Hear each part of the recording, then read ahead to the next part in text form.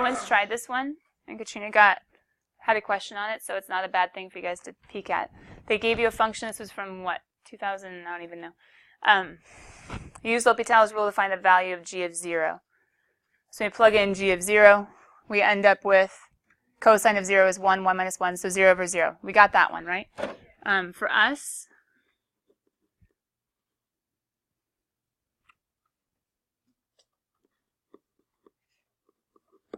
okay, then you go ahead and take the derivative. What's sine of 0? Cosine of 0 is 1. Sine of 0 is 0. So it was totally legal. It would have been totally illegal if it had been a number over 0. Because, pause, hold on, number over 0 isn't indeterminate. What form is that? It will be a vertical asymptote. It's technically infinite form, which you check for infinity. Plus or minus infinity, check the sign. How do we check the sign? Try to plug in a little before. Is it a positive or a negative? Don't even worry about the number. Positive or negative, a little bit after, positive or negative. That will be the signs of the infinities. But yeah, does that make sense? Good. Anything else when you guys have been doing practice exams that you've gotten stuck on? I don't mind peeking at it. Okay, anything else in the 2017 FRQs, which is what we were working on? We can go to any of them. We've technically, at this point, we should have tried them all and graded them all, so we're going over questions. So Kyle is asking about number 6. Let me go to that question real fast, because we didn't get to... Oh, we did do some of it. Yeah, what was your question on, bud? For D, I guess I interpreted the explanation wrong. Like I saw, so they said alternating series. Yeah, alternating series. Good. From the error bound, they say P is a 4. So 4th degree Taylor polynomial. Okay, that's what I got wrong because I went more one for the one too high, right? One too high. Okay, when you guys see or hear an nth degree Taylor polynomial. When you see or hear the nth degree Taylor polynomial, is it talking about the number of terms or the power of x? The power of x. So when it said p sub 4, it meant go till x to the 4th, which I think was only the first 3 terms, if I remember right. And so you go to that 4th degree, and then the alternating series error bound says go one more term. That's why we had to use the 5th power. Does that make sense? So if I went to 6, I'd be wrong, right? Yeah. Can you perceive this? Yes. So you've already done f of, right? Yeah. Let me go to the answer key just because John, I think that'd be a little bit easier. Okay. For part C, it says to get the first so many terms, you need to use, first of all, f of x, but because we're going from 0 to x, they put in f of t. Just thinking of our accumulator function that these two variables need to not match. So from a to x of f of t. So they just change that f of x to t's. And then since g is the integral, we literally just integrate term by term with power rules. You can even integrate the general term by thinking this is just a constant, so he stays. This will be to the n plus 1 over n plus 1. Then you can go ahead and plugging in 0, everything is 0. Plugging in x, you get 2. And then you're done.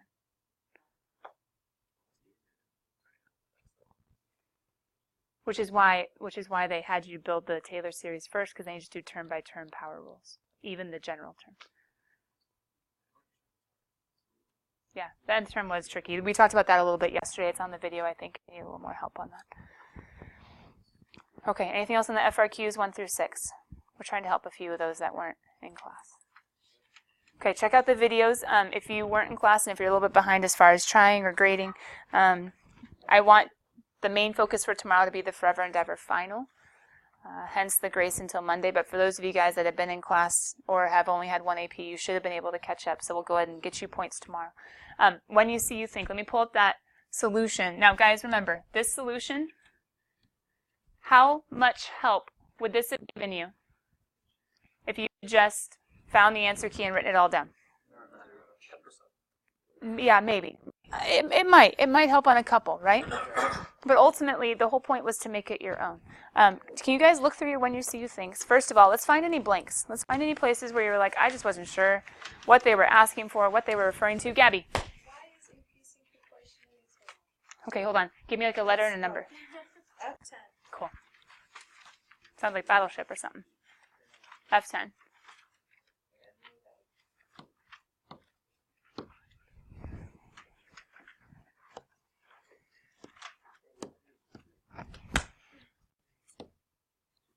Okay, so for F10,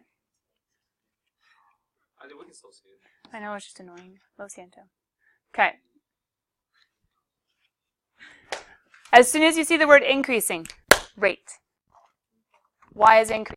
Oh, so Y is rate. Oh, so dy dt is equals proportional to k times y. Dy dt, the rate of y, is k times y. Which, if you move the dt and divide the y and do e to the power of both sides, long story short, is exponential growth. But you could have done separation of variables to solve to get there. Does that make sense? This was back from Calculus AB. We went over exponential growth and decay. I was very, very, very careful to not have you guys memorize because you're going to see rates and increasing, decreasing that are not exponential growth. But hold on, heads up real quick. I've noticed the last few years, they actually have given a problem every now and then from the ones that I can see where you actually could have made this jump and saved yourselves a lot of time. But if you don't remember this jump, proportional to k times, inversely proportional to k divided by. That increasing said dy dt. How do I solve? Guys, I had a BC kid, I think, go from a 5 to a 4 because of not knowing separation of variables. And she knew it going into it. What do you do with this dt? Oh, you move it over. You move it over. Who doesn't belong? The y. Integrate both sides. You might still make mistakes. I'm okay with that. But if you can't start it and you get 0 out of 8, 0 out of 5, 0 out of... that could have been one bump up on whatever score you get. Okay. Are you going to get tricked by bananas or potatoes or anything else? Yes. No. Tomorrow, after the forever final, I'm going to have up here one of my pads of paper. You can put your name and you can put one topic that you think is not topic as in type of problem, one application that you think might show up. Could be Ebola, could be penguins, could be bananas, could be sunglasses, could be... No. But do you know what I mean? Let's have some fun with it. So after you turn your forever final tomorrow, there will be a pad of paper. You can put down your name and you can put 1 to 2 to 3 words, but one topic, one application, one... You guys know what I'm talking about, right? Gravel, snow, school, I don't know. Put down something that you think might show up. Let's have some fun with it. But does that make the AP harder? No. You have to look beyond to the math, right? Whether it's a banana, whether it's a potato, whether it's a biscuit, whether it's tea, whether it's Karen riding to school, whether it's Janet shoveling snow, whether it's a gravel processing plant, whether it's a funnel, whether it's a... Who cares? What's the math? Gabriel's horn, they won't give you that. I don't think. Nah, they won't give you that. They did give a funnel, though, 2 years ago, and everyone hated it. Everyone was so mad. But it was so easy. It was just cross-sectional slices. Okay. When you see, you think. Find me another place. Something you left blank or you're not quite sure that you got. Yeah, Katrina. Basically, can you scroll down just like a smidgen? All of that. BC? No, starting with... Okay, that's partial fractions, yeah? Starting with 15. Euler's method? 15. Okay. Yeah. I just put This was, I think, Corey, didn't you bring up logistic growth? I think you did. For one of your weaknesses, logistic growth. Okay, so that's what's going on right here, F15 to F17. F15 to F17. This one's talking about arc length. So F15 to F17, a population P is increasing logistically. That means increasing dpt, right? Logistically. Weren't there more than one ways of showing this? So the way that we did it was k times y, L minus y. Why did they put p instead of y? Because that was the y value. Does that make sense? What was another way of showing this, though?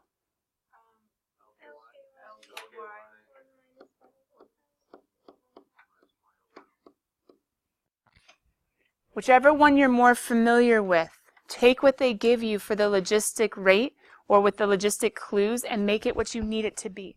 Do you see this one better for the L? Do you see this one better for the L? But you have to be able to make it the form. Now, it might not come in either of these forms, and you might have to do some factoring, distributing to make it what you need. But figure out which one you like better, and then be able to go back and forth between factoring out an L, distributing in an L. But they're just saying, like, hey, this is the logistic growth rate. Does that make sense? Now down here when it says the carrying capacity, who's that? Yeah, just find the L. It is find the L, but what were they doing? Because what they were doing is they were saying, okay, K times Y times something minus, they did this. And they set equal to 0, and so when you solve, Y equals L. So they were just solving. Just say L. L's fine, right? Okay. L's fine. Which would be the same thing as the limit as t goes to infinity of the logistic growth equation, or find the L in its proper spot in the rate equation. Okay. And then for the next one, I should put L over 2. Pause. No. That's a very common mistake. Wait. That's the key. Growing the fastest. What?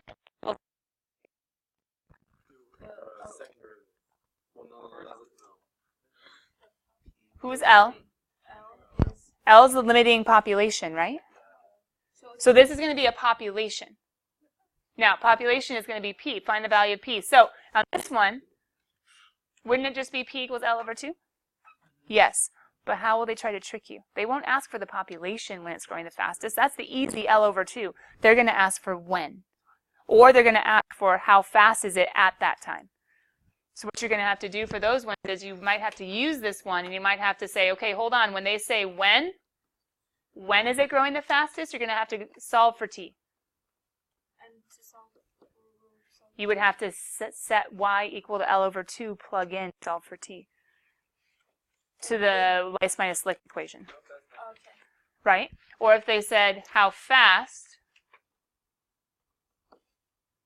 like what is the fastest, what is the rate when it's growing the fastest, then you'd have to go ahead and solve for dy dt, right? So be careful. This growing the fastest, L over 2 is the clue, but L over 2 only gives me the population. So if they want the population, L over 2, you're done. If they want the when, you need to go use the population to get t. If they want the when, you have to use the population to plug in and find dy dt. So when, t, how fast, dy dt. Population, just L over 2. But the key all comes back to the L over 2. And then F18 is just the arc length formula. Is that okay?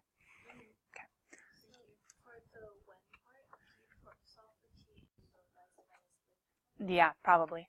Because t doesn't really show up in the differential equation at all. And then that has to be plugging in the y to your differential equation. Corey? Yeah, are we good with these ones, Katrina? Okay. J 3 through 5? 3 and 5.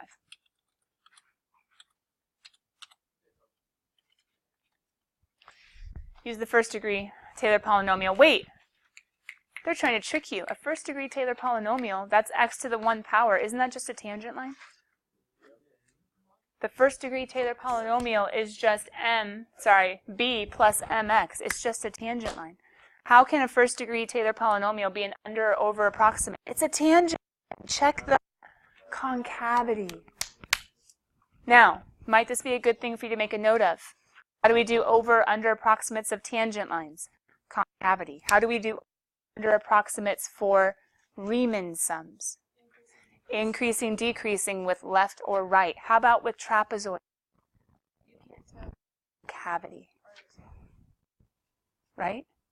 Now, if worst comes to worst, can you maybe like do a little bit of a picture action to try to figure out what's going on? Yes. Could you draw something increasing with a tangent line and be like, oh, wait, no, that can, concavity. Oh, yeah, always down. Got it. Okay. You can draw little pictures until you figure out the right one, but it might be a very good idea to put down over, under with tangent lines, concavity. Over, under with left and right, increasing, decreasing. Over, under with trapezoids, concavity. So is that, what's the answer? This one says over, under of a first degree Taylor. First degree Taylor is a snazzy way of saying tangent line. So concavity. It's all about the concavity. This one says use the signs of to determine Why would it say increasing, decreasing, and concavity? Concavity is enough. They went too far. I don't know why. It's a first-degree Taylor polynomial. So tangent. First-degree Taylor polynomial, snazzy name for a tangent line. Check concavity. Be centered somewhere else. And so it's centered somewhere else. It would be off center. But you're testing the concavity at the point, right? Are you using it? Hold on. Because it's centered at C to approximate K.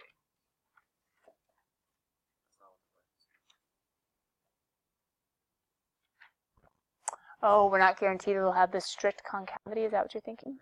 Because the concavity could change somewhere between C and K?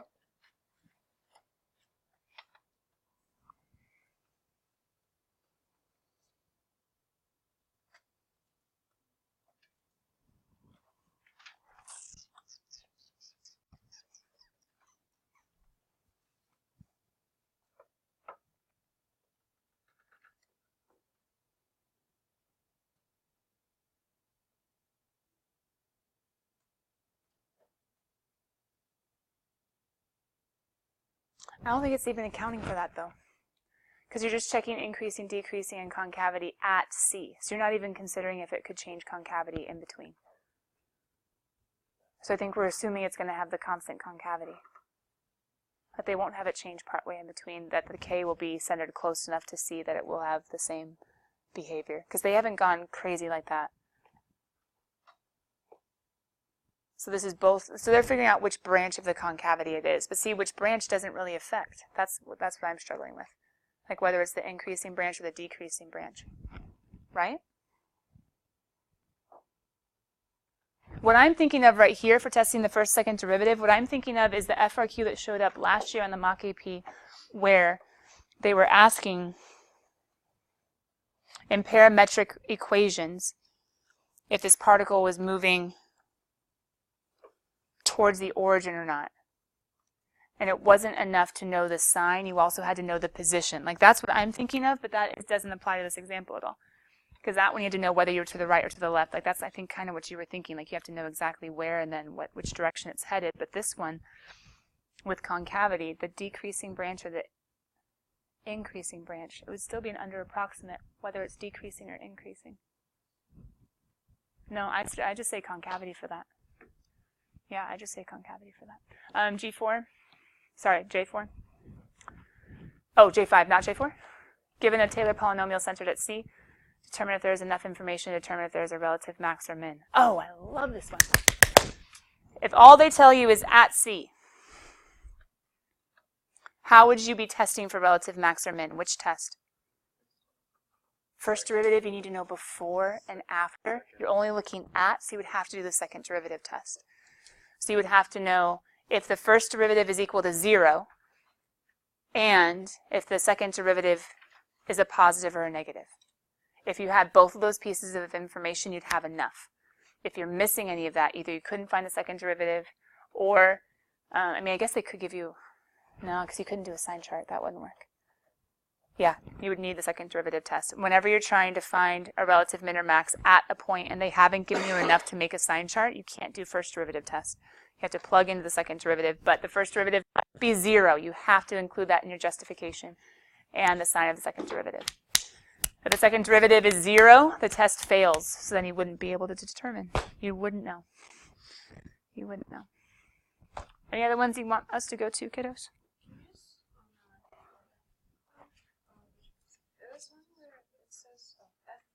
F3. Do you need to be here a little bit longer, kiddo? Oh, no, you're good. Okay. F3. Whoops. Hey, this one, was this the one that you guys saw this year? AB had one of these, the line dividing the region in half. It wasn't at K? Yeah. Just think, if there are two ways of thinking about this one, and both answers were appropriate on the FRQ. Ironically, guys, this When You See You Think was made like 8 years ago, 10 years ago? I don't know. I've had it for a while. And this one has shown up 3 times in the last 6 years. Something to keep in mind. So that dividing into equal areas, wouldn't you have to test the area below and the area above, set them equal and see whether or not it works? Or know the entire, test one and see if it's half. How do you test? Well, just think about your bounds. Think about, like, if you were to portion and shade, how could I just find that portion and not the other? You could do things like A to B, x equals C. If you have x equals C dividing, I'm just assuming on A to B, something like that. Here would be your A. You would just have to stop your bounds. Does that make sense? Go from A to C, go from C to B. If it was a y equals, which is what we saw this year on our mock AP, that's awkward. You could do it that way too. I think this was kind of similar to what we had. There's A, there's B. You wouldn't be able to change the bounds with the C, but what you could change is the top minus bottom. So sometimes maybe you're changing the bounds, or sometimes you're changing the top minus bottom or the right minus left. Anything else you want us to look at?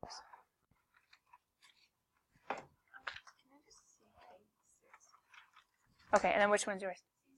C6. Oh, you're both C6. No, you're K. Okay, let's go to C first, and then we'll go down to K.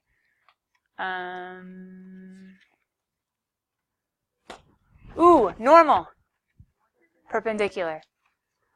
When you see normal in physics or in calculus, it means perpendicular. Perpendicular slopes, negative reciprocal. Wait, slope, tangent line, derivative. So I could say, if I'm trying to find the equation of the normal line, do y minus y1 equals m times x minus x1, but the m is going to come from the opposite reciprocal of the derivative at that point. And guys, we're beyond putting the general derivative for m instead of the specific plug-it-in derivative for m, right? You don't put in the equation of the derivative. You put in, like, plug in the point and then put the number of the derivative. True? For m? Okay. Is that okay, Eileen? And then Katrina, K? 6. Well, kind of just like the ending of the K's. Okay.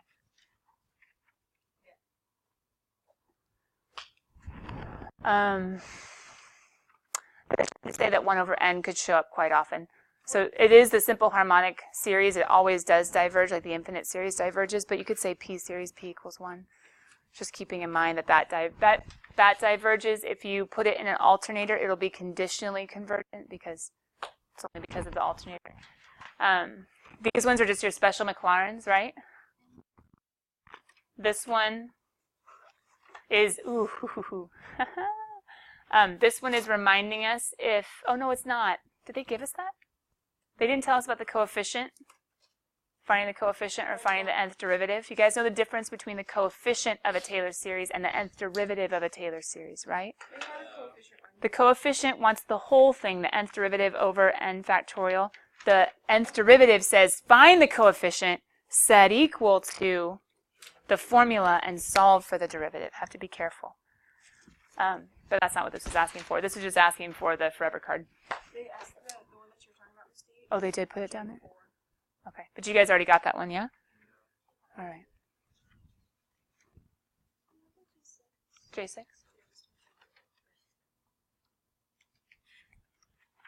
Lagrange error bound. Technically, you get absolute values around the whole thing.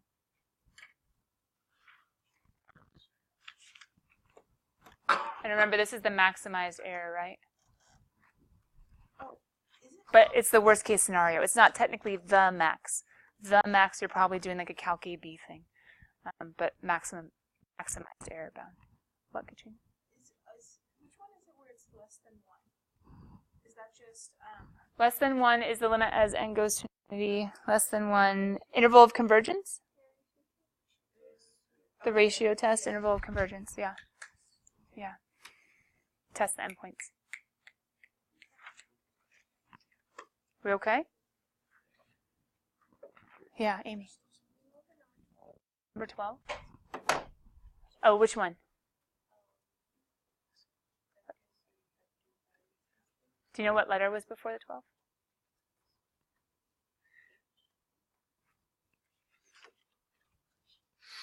I have H9. Do you have an H12? Oh, sorry. I too. Yeah. Sorry. It does look like a 12. I didn't even think about that. Lo siento. Dot product. Ooh.